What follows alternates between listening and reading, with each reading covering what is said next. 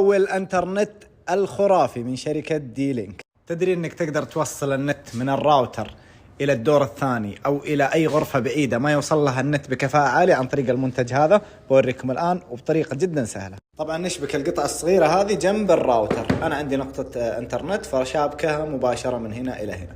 راح تنقل النت عن طريق الخطوط الكهربائية وكأني جالس جنب الراوتر. وهذه القطعة الكبيرة راح احطها في المكان اللي يحتاج اوصلها النت، الدور الثاني او الغرفة البعيدة او غيرها.